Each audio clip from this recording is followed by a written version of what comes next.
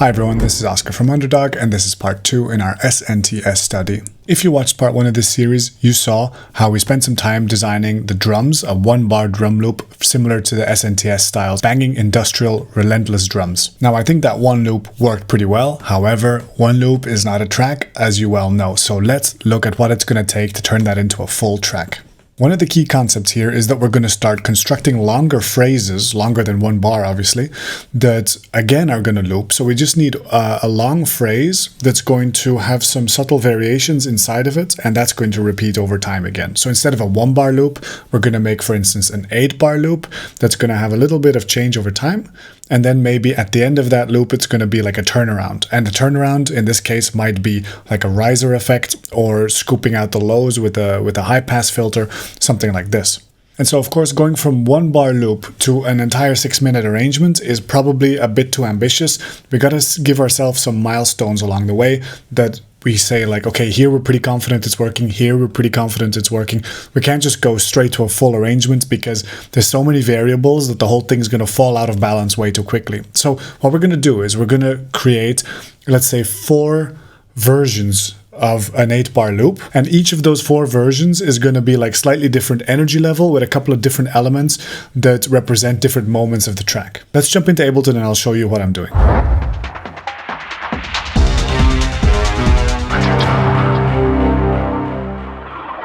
Okay, so here we are again in Ableton, and as you can see, I've got myself 4 clusters of 4 bars. And I've given them some names, and let me give this another name, Gear 1. Gear 1 is very close to what we did in the previous tutorial, so it's just the banging drums. Let me play that for you.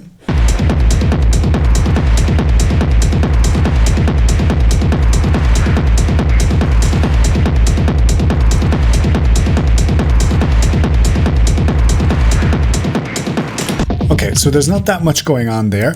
The only thing here at the end is that I have an auto filter right here, which will open up slightly up to like 100, 150 hertz, which means that the lows get scooped out, just creating a little bit of anticipation before we repeat the same loop again. But we don't cut out the beat yet because like one of the things about SNTS is that there is not a very strong contrast between the different parts of the track. Like some elements come in, some elements go out during the transitions, but it's not like there's a very strong transition focus. The transitions come and they go is like super quickly. So those 8 bars look very similar to what we did. So then to build on that, I did a second gear, like a gear shift where there's slightly more going on. And what's going on the second one? Well, let me play it to you first.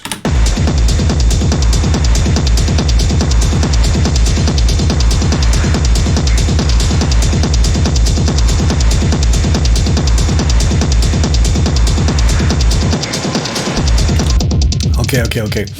Especially in the hi-hats group, there's a lot more busyness going on. Instead of just having the rolling hi-hat plus the upbeat hi-hats, we've now got a couple more layers. We've got a ride, which is going like this. It's playing every 8th note, going into a bit crusher, and then an LFO tool is kind of pumping so that it kind of like a sidechain compression, except that we don't need an actual sidechain setup. We can just use LFO tool, which means that also during the breaks and when the kick is not playing, it'll just keep moving. That's very convenient and easy. So this pumps on the upbeats. And then I noticed that there were quite so many layers of hi-hats in the original tracks that like I started to experiment with a few different more chaotic versions of hi-hats that are just not so cleanly programmed. And so all it is the following. Let's listen to this.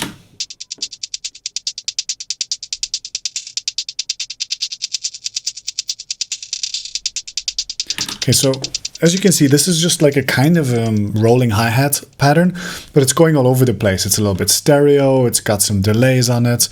I put a Haas effect widener on there, which just means that you put a slightly different amount of delay between the left and the right ear to put it very much in the stereo spectrum. I put a creative patch of Echo Boy on there. So Soundtoys Echo Boy is like a very, it's a delay unit that has very strange presets that can really create very distinct sound design ideas. As you can see, some more 1/16th delay, some more decimort, as I was saying in the previous one. That's just like almost like a secret weapon. And as you can see, it's actually, even while everything is paused, this little button here is moving all over the place. That's because I have mapped one of Ableton's LFOs to that. So it's an LFO that's set to random, and so it's moving up and down more or less at random, just to give a little bit of instability. Not something that's purely rhythmical always, but just like every few beats it like changes the emphasis of a bandpass filter. So that kind of helps make this kind of feel unstable and like it's moving all over the place. And then every now and then, one of the things that SNTS does also is it feels like there's extra hi-hats coming in, but then they go away again. So I guess that's just another way of adding to the chaos and organicness of this hi-hat line. So at a certain point, I add in these hi-hats.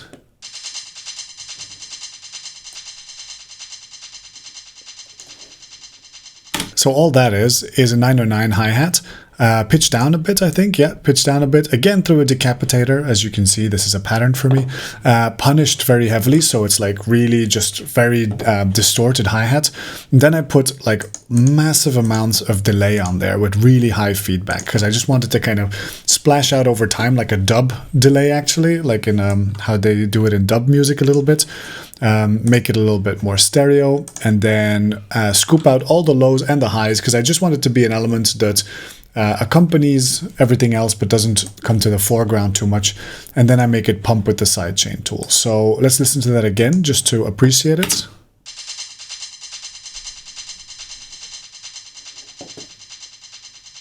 And so let me just play the hi-hats group all together just so you can listen to that analytically.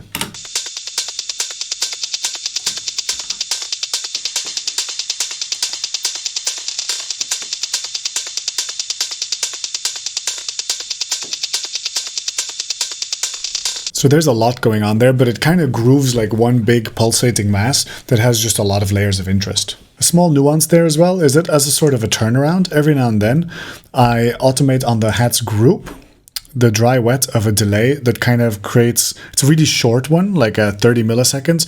So that creates a kind of a flam effect where it like staggers really quickly. This is just to add a little bit of spice just around every little turnaround, and it's not super wet. It goes up to like 30% just to add a couple of layers of complexity. I don't want anyone to listen to these hi-hats and say, I know exactly what's going on with these hi-hats. I want these hi-hats to be kind of chaotic and mysterious. Now let's have a look also at the turnaround. I've got some reverse effects over here. So what all that this is some of the percussion, some of the other percussion run through a reverb unit. Then that reverb unit, we've bounced it to audio and then reversed it. That's all this is. So let's listen to it. Okay, so it's just like a swell of noise that marks the end of a musical phrase, and I've layered it in with some reverse effects, which is actually a pulse stretch. Now, if you don't know what pulse stretching is, Google it because it's actually super fun. I'm not going to explain it right now, but well, actually I am.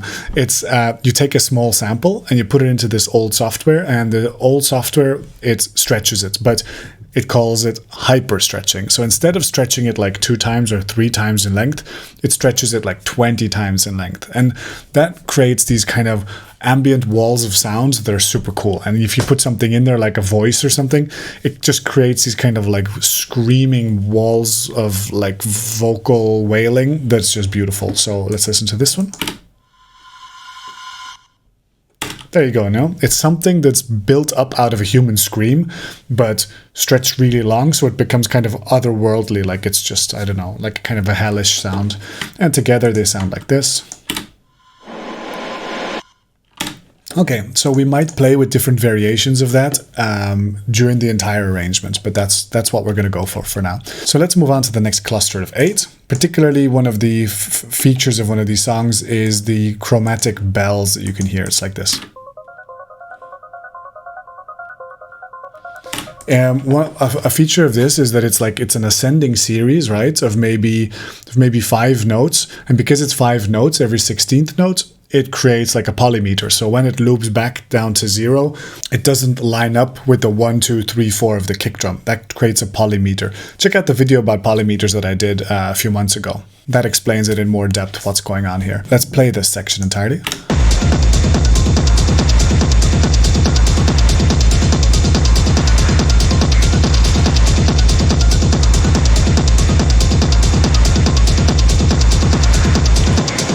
All right, cool. There's not that much more to that, but adding in those bells is quite an impressive feature.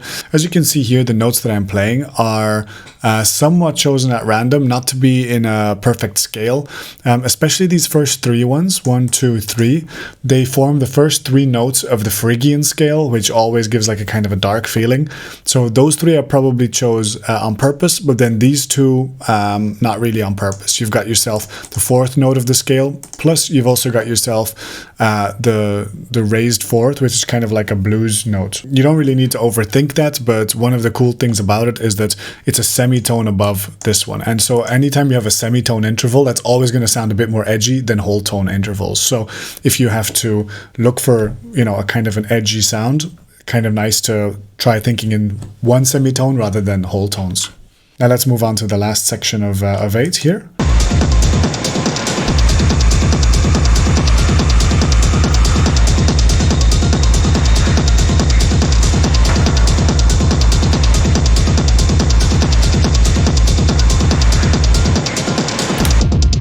So all this one is it adds a couple of elements in the mids that create a little sort of longer musical phrase that doesn't really take the foreground, but it does give the feeling that something else is happening in the background. Let's listen to those elements just soloed.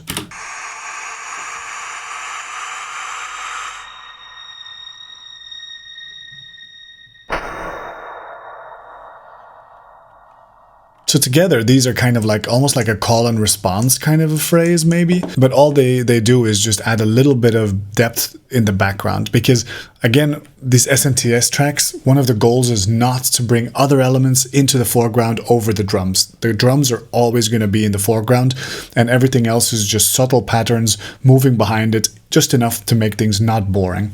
To look in slightly more detail, these rising screams are a pulse stretch from a vocal that I then transposed over time. Like I automated the transposition in Ableton, added a whole bunch of reverb and flattened that to audio, then equalized it to taste. So this is like a kind of a homemade sample based on a vocal scream that then been pulse stretched and reverbed. The feedback whale, the idea originally was to go for something that kind of like a microphone feedback, you know, but so what I decided to do is find a really high pitched sine wave and just distort the heck out of it, and then evolve that over time, again put it into a reverb and then bounce that to audio. So that gives you the following.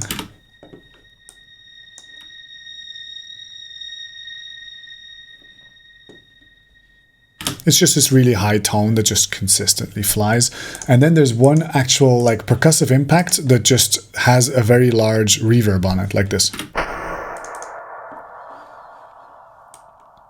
All that does is it just creates the feeling of a large hall behind the drums, which again adds depth to the production. So these are just some tools that we will be able to use to create a 6-minute track. So what we're going to do later now is we're going to zoom out and we're going to figure out how we're going to turn these 4 times 8 bars, so 32 bars, into a composition of about 6 minutes. Yeah. So really what I do is first I take the most intense part and put it at where I think the climax of the song should be. Then I take like the second most intense part and I start placing them in the appropriate places, and then I start building bridges from A to B. And then you can see where I'm cutting out the kick drum. That's where I'm starting to decide that this is going to be where the small climaxes are going to be. I'm going to do little breaks at those particular points. So from that point onwards, it's just a question of listening to it and starting to build in some small variations. So instead of playing all the elements at the same time, you only play some kind of subset or subsection of the elements at any given moment. Now it's just a question of listening to it, and any time that you notice that you're bored or you notice something that you wish would change in the music, you just do it, you know? So this is your arrangement technique, and once the main climax happens, you've got a section where all the elements are kind of playing at the peak part of our loop, and then it's just a question of building down the energy without losing energy too much, you know? So you slowly start working towards a kind of a descending energy in the track, but without losing the power too soon. Also, the arrangement of this track is going to be always pretty steady, like the energy level is never going to change too drastically. There's only one break in the middle. Here you'll see me bouncing the rumbles to audio just to get more control over when they turn to audio. If you keep having all these delay effects that follow your kick drum, whenever you stop the kick drum, you're going to have these like tailing off beats, and this is a way of getting full control over that. Okay, here we are again. So as you can see, we've created a first arrangement of this track. What are some of the main features? Well, for instance, here at the first section, this is gear number 1, just our regular drum loop that we programmed in the first tutorial. Then gear number 2 starts coming in here. So we start entering in different variations of the hi-hat. Then we bring in these polymetric bells, right? So that's going to be one of the main features. And once we get the bells in, this track can sustain for a very long time without having too many changes because of the polymeter built into it. It automatically makes it easy to listen to things for a long, long time. So we start bringing in all those screams, those reverse effects, all those kind of things. They start slowly coming in. At this point here, and as you can see, we keep switching up, like the ride, for instance, keeps stopping, and then they some of these screams start happening to break up the monotony of the loop. Now we have a small little break and drop here where we don't scoop out the audio. We actually completely cut the low drum group, and then we come back in for just the full dance section, and then here we do a really high contrast break where. Similarly to SNTS, there are a few places where all of the wall of sounds, the violence, just dissipates suddenly. There's suddenly no like rhythmical elements even. It's just like empty, sparse, bleak, maybe with some Foley sounds. And in this case, I kept like a riser scream. And we can decide later if that's the appropriate way to design that break. So first, we just need this thing to work structurally, and then we can go into some nuanced sound design later. But if the energy level's right, that's already very good. Now, after that break, there is section number 4, which is the equivalent of that fourth 8-bar loop that we did earlier, which has everything playing and also some of these secondary Foley elements as well, such as the hall and the feedback and everything. Feedback is not really doing anything here. So the feedback starts here, and so basically everything gets super busy here. And so what I did is I just automated a few things to not be identical to the first section, and probably there can be some more attention to detail there, but I think for now it probably will work.